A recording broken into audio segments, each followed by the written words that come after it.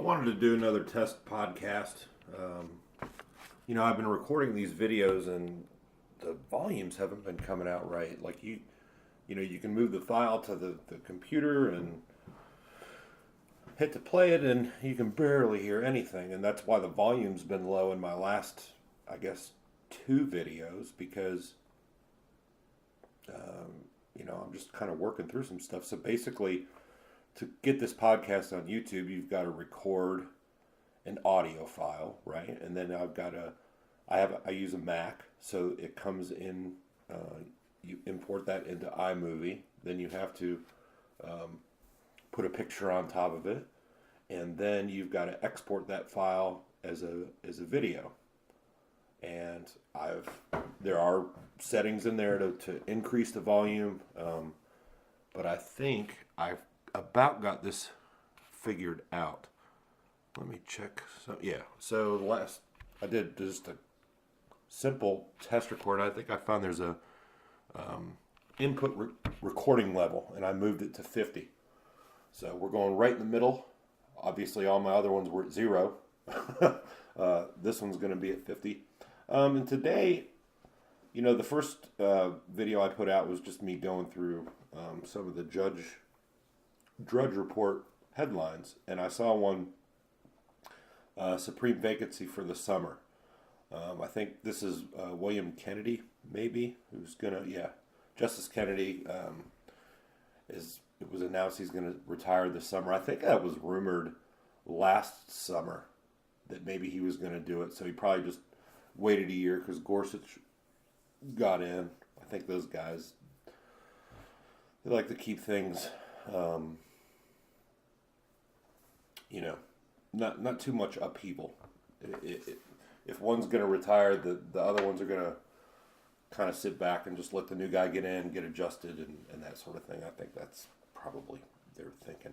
But I remember back during the campaign that, it was, whoever gets elected, whether it was Trump or Hillary, could possibly nominate, 3, 4, possibly 5. I even heard that. So I just wanted to talk about, I guess, Kennedy. I don't know much about him specifically, but I mainly want to just talk about the feasibility of how many people Trump could expect to replace in his first term.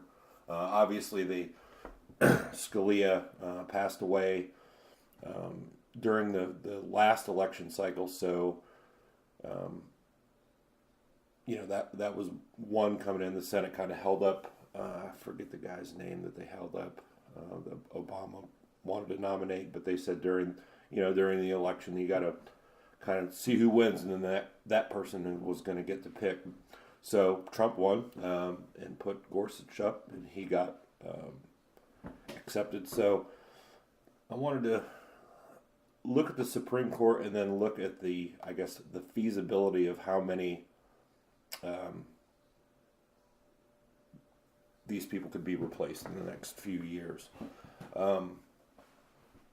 So let's start at the top. You got just John Roberts. He was put in by George Bush.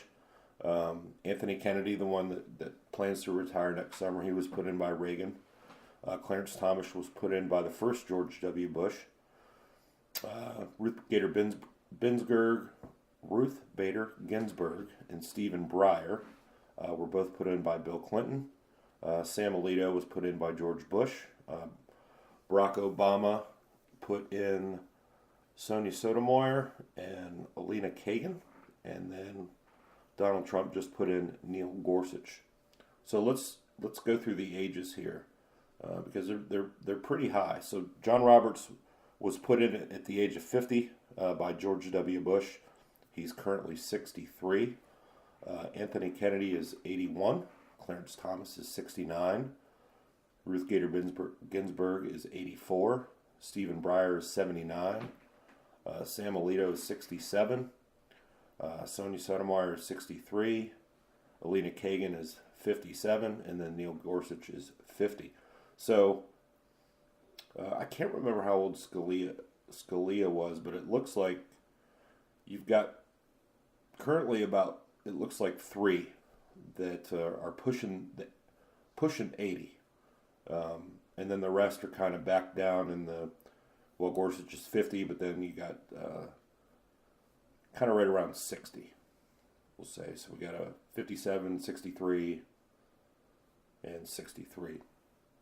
So if Kennedy goes, he was put in by Reagan. I guess right now there's currently a 5-4 split, is what they say as far as left and right. So if Kennedy goes this summer, then Trump would get to nominate that person, obviously. So the next two on the list are Ruth Bader, I cannot get that right. Ruth Bader Ginsburg at 84 and Stephen Breyer at 79. I don't think that there's been anything out there about Ruth Bader Ginsburg retiring anytime soon. And she would literally have to hold out another, three? Well, if they pull the same stuff as they did last time, where if it's going to be during 2020, so it's 18, 19, so a little over 2 years. If she can hold out another two, that'd make her 86 in August, so she could almost be 87 by the time this rolls around. And then you've got Stephen Breyer, and again, both of these are Bill Clinton. So if it's currently 5-4, and Kennedy goes and Trump replaces him, he's going to put in a conservative. So if Trump does make it 2 terms, I could really see the court going from 5-4. It'll stay 5-4, and then I could see two more going in, and that would make it 7-2. And then after that, I mean, everybody's in. It's locked in for probably another 12 years, I would think. If what holds out, you could see the court go from 5-4. Again, this is if Trump. He's going to replace. I would think that the two older Ginsburg and Breyer, I could see them wanting to hold out till 2020. But if Trump gets reelected in 2020, you'd certainly see those two going.